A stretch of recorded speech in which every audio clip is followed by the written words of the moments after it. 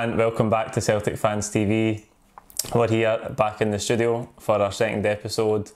Hopefully we've got the canvas straight this time, and we're going to go over a wee bit of the St Mirren game for Friday night there, and we're going to look ahead to Thursday's tie against Rosenborg. So we'll start with Friday night's game. Obviously disappointing 0-0 draw for us. We played maybe 60 odd minutes with 10 men after Olivier and Cham get sent off, and couldn't break St Mirren down in the end. What was your thoughts on the performance, Ryan? Lacklustre, I think a bit laboured. We just looked like we never get out of the traps. I think across the match there was very little on offer. It just looked like we were still on the international break, and you and I hate the international breaks. It's one of the things that it kind of, when you look at the way we finished up the last game against Rangers before the international break, and then you think the team are now, which again is probably something that you start to think over the last season or so, the team are now looking sharp, looking good, very dominant performance. We can kick on a bit again, and it just didn't happen on Friday night at St Mirren. Yeah, it's a bit of a slow start, and you think obviously we're always going to go into the game at some point. Towards the end of the first half we did that. Boyata had that header cleared off the line, but that was the only real sort of goal threat we had in the first half. Aye. And then, despite having 10 men in the second half, we became the team more in the ascendancy. But again, unable to find a goal, and that's obviously a problem. We haven't scored a lot of goals since the start of the season. So it's now our worst scoring start to a season since 1993-94. As you can see in the screen there, 5 goals for the first 5 games, which is not a great return. The next worst season in comparison to that was 8 goals for the first 5 games, so that highlights obviously problems in the attack, which obviously after the summer where a lot of it was focused on the defensive issues and trying to bring in additions there. Then the last day we have the Dembele saga. We're left with Griffiths and Edward, and we look like we really need to sort something out up there. In the first studio episode, I spoke about the defensive frailties were being massively emphasised by the fact that we weren't scoring goals. I'm sure I've touched on the fact about kind of some of the best teams in Europe leak goals. So there is defensive issues within teams certainly, but the teams that can score more than they concede do well. And I think right through last season there was a decline, which I'm sure you'll see as we discuss and run through this. There was a decline in the goals that we were scoring from the Invincible season. It just seems like there's been a hellish hangover in the goal count. Like, it just seems like we aren't putting teams away 2, 3, 4. No, it seems to be that there's a lack of clinical finish when we get the opportunities, that we're not creating as many opportunities as we should be, and there's just something missing within the team. They turned up against Rangers, but they didn't score the goals you would expect from the performance that we put on, and it has been lacking, and that's alarming. That it was 1993-94 the last time that we scored fewer goals than we have, or as little goals as we have in this start off of the season. And when you think 25 years is a long time in managerial history for Celtic, we've had John Barnes and Kenny Dalglish through the door, we've had Tony Mowbray, we've had some horrendous managers who have managed to find more goals within their team than what Brendan Rodgers has at the start of this season, and there is something missing. I think even if you look at the Rangers game, yeah, that's The thing that I think is missing, and you see, I mean, a few people have said that can we not just play Rangers every week, because it's getting to the point with this team where the Rangers games are where they bring the real intensity. Yeah. And what we see is when we play the lesser teams who sit deep, who park the bus if you like, we do find it hard to break them down, but we don't seem to be playing with any intensity, any speed. It's when a team sits deep, the key when you play a possession based build up for the back like we do, the key is to move the ball quick. If you don't move the ball quick, you're never going to break it down, because you're allowing them to settle back in.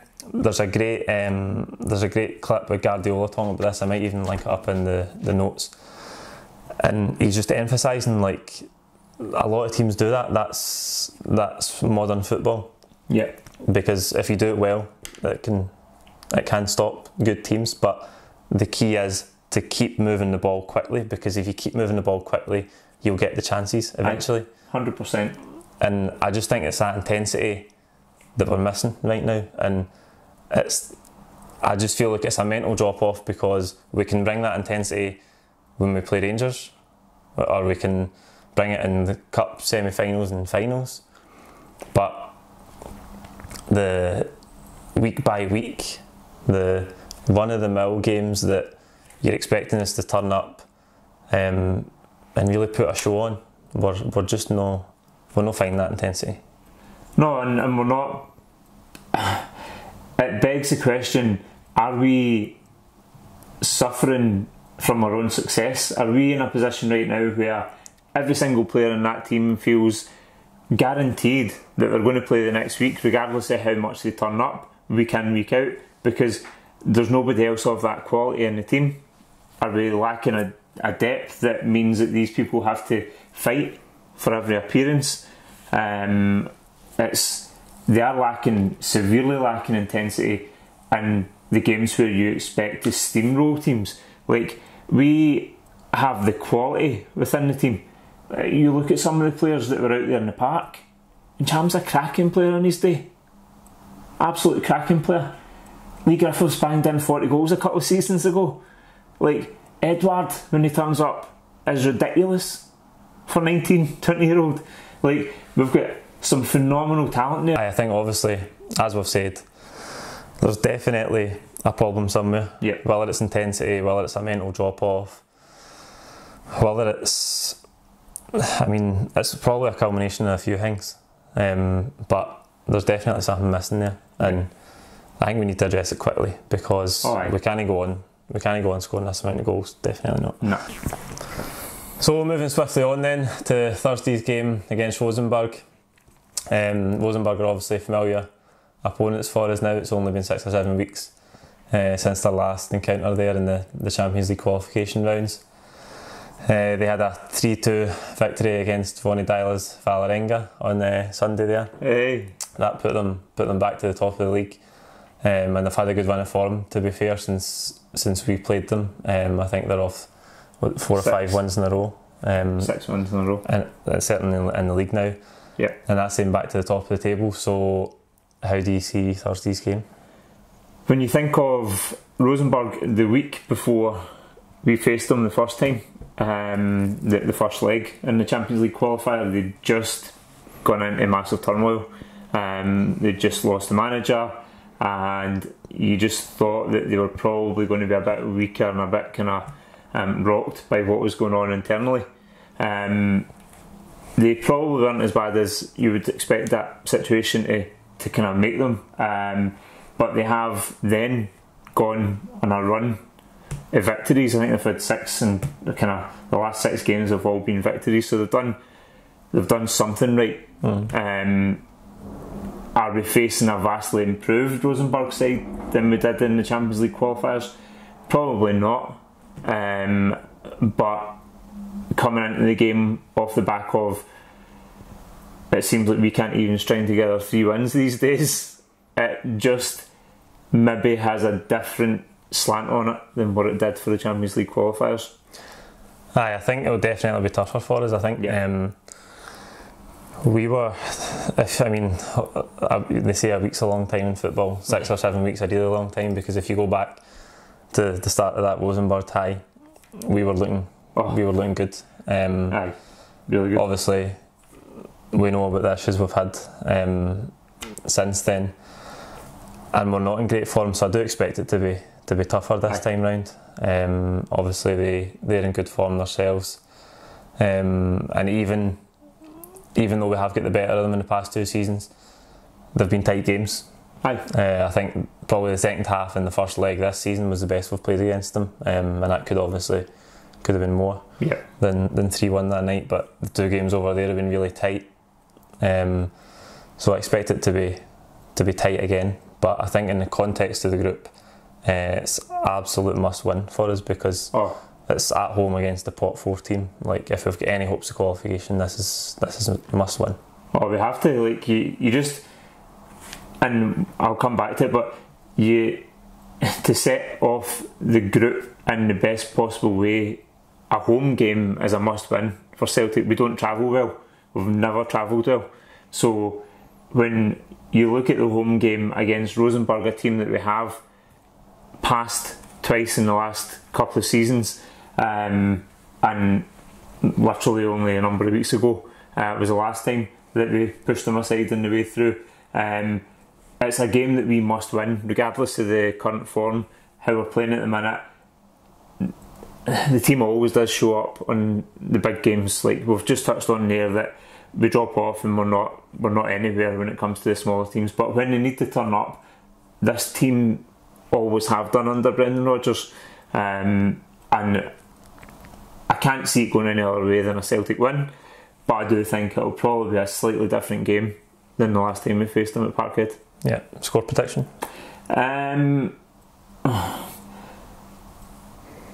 I'm going to go 2-0. 2-0, because the defence has showed up. Boyat has been a revelation taken back into the team.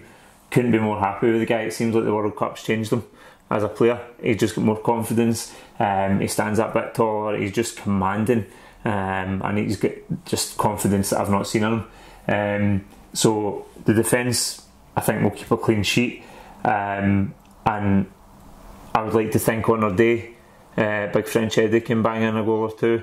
If Griff is on the park, then I'd like to think he can put away a goal, and we could get something for the midfield, because again, and Cham's known to pop a wee ball into the back of the net now and again. So I would say 2-0.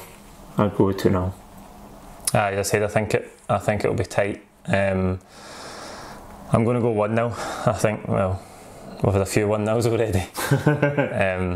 So as you say, we have, if you can take anything from that kind of dodgy patch we went through before Boyat came back into the team, we've had 4 clean sheets in a row now. So defensively, I think we'll be okay. We know Rosenborg inside out, obviously. That's one benefit to playing them a couple of times over the last 2 seasons. So I think we'll be fine. But again, it's just the goal scoring issue. But I fancy us to win the game. I think 1-0. I think it's almost like a Scottish Premiership tie nowadays, isn't it? Rosenborg at Celtic Park. We've played them more times than a few Scottish teams recently. Okay, so we're going to move on and do a quick Q&A now. You guys have sent some questions over on Twitter. So the first one is from Connor Spence. Connor says, do Celtic need to change their style of play to try and break teams down? Without question, absolutely without question. Celtic, when you look at all the big teams play out to the back, they pass well, they move well, they create space, but they do it quickly. And the thing that Celtic, a lot of comments and a lot of people, square passes, it's always to the side or back, side or back, side or back, and very slowly we move up the field. When you think of the best teams that pass out, it's quick, it's penetrating, it's decisive, and when you think of Brendan Rodgers' ethos and how he wants to play football, he always wants us to play that passing out for the back. He always wants us to work forward, keep possession, but he has to find that opportunity in the final third. He has to find someone that can bring us that pass. Do I think he's ever going to change it completely and start just throwing wild balls into the box? No, it's not Brendan Rodgers. It's not what he's about. But I think he needs to. It's not for this to work the way that Brendan Rodgers plays football. We have to find speed of pass. We have to find quality of penetration in the final third. We have to find somebody creative, a maestro in the midfield, somebody that can open a defence up. And again, that comes from having that quality, but also the speed that you're moving forward. Because the speed we move forward, you could park 4 buses there before we got up the field, and we're never breaking it down. We're not breaking it down. So it just has to be quicker. Yes, I think you have to change it. I just think it has to be quicker. Do you think then it's not so much a change in the style of play? I know you said there, without doubt, you'll have changed the style. Aye. It's more speed, it's more intensity. Because do we need to change it is kind of irrelevant. We're not going to change it. No. But it has worked. It's obviously worked. We've seen it working. Aye. It was dynamite the first season. It's been successful. So I think not so much as a change of style. Yes, we just need to get back to that speed and intensity, like we touched on before when we were talking about the sort of lack of goals in Friday's performance. It's just the intensity and the speed that we need to get back, and I don't know how we get that back. I don't know if it's maybe a change in personnel, maybe Trotman changing the 3 behind the man up front. Is it playing 2 up front?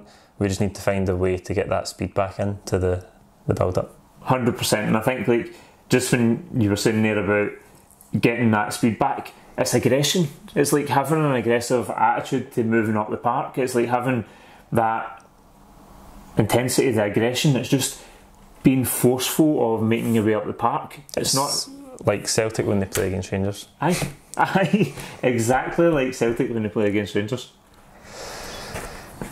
Okay, so the next one's from Tiernan Gallagher at Tiernan G7. How many points realistically do you think we can get for the group? Realistically, 10 points. I think that we should win our home games. I think we should win our home games. I think that we should win our home games. I don't think we will. I think we can't underestimate both Red Bull teams, and we've seen obviously a sort of changing from historically where you would say Celtic were almost the favourites regardless of who they played at home in Europe. That's obviously changed over the past decade or so, we know that, but we can't underestimate Leipzig. Salzburg obviously semi-finalists last year, and I think they'll be really tough, both at home and away. Obviously we don't travel very well at all, but I think that's why it's so important that we win on Thursday. Yeah. Ideally you want to take 6 points off Rosenborg, because that'll give you your best chance of qualification. I think, I don't want to be pessimistic, but I think we might get 7. Are you going to win the group or finish second with 7 points? We're not going to win the group. We won't win the group with 7 points. We might be able to get through with 7 points. I'm going optimistic. I might be wrong. I might have egg in my face, but I'm going optimistic. I'm saying 10. It might not be the 3 victories at home. We might get away against Rosenborg. I would like to think that we can push for 10. And the last one's from Franbow444. When do you think Arzani will be given a chance? I've not seen it yet, but apparently he scored a screamer, a free kick today for reserves against Aberdeen. So you would like to think he'll get a run out this season. I don't know if Brendan thinks he didn't name him in the Europa League group stages squad, which was quite extensive. When you look at some of the names that were on there who won't get a run out, so you would think if he had him in mind for this side of Christmas, he would have been in there somewhere. just in case he needed them to kind of roll him out. I think if we're going to see Arzani, it's going to be February, March, maybe kind of run into April next year before we see him in the first team, personally. Yeah, I think so too. I think there might be something a little bit more psychological to leaving him out of the Europa League squad. I think I heard Brendan Rodgers talking the other day that he's not played a lot of football at all. He's really young. He's kind of burst onto the scene in the A-League, a huge talent, but he hasn't played a lot of football at all, and it's about building him up. Because obviously you've seen established players come to Celtic and it's sometimes too heavy for them. But I think there might be a wee bit of you're not in the Europa League squad yet because you've got work to do. Maybe so that he'll knuckle down, maybe so that he'll push that bit harder with his fitness. Maybe just a wee nod towards him to say it's going to be difficult here and you need work. But again, I think I don't expect to see him anytime soon, but I think we will definitely see him this season. I think after the winter break we'll definitely see him. Good business for Man City, isn't it? He comes here, we develop him into a player, send the one back down the road. I've got a habit of that. So that's it for this episode. Thank you very much for watching. Let us know your thoughts in the comments below. What's wrong up front? Do we need to change the style of play? And how do you think the game will go on Thursday? Don't forget to subscribe and share it if you can. That'd be brilliant. And we'll see you at Celtic Park on Thursday. See you there.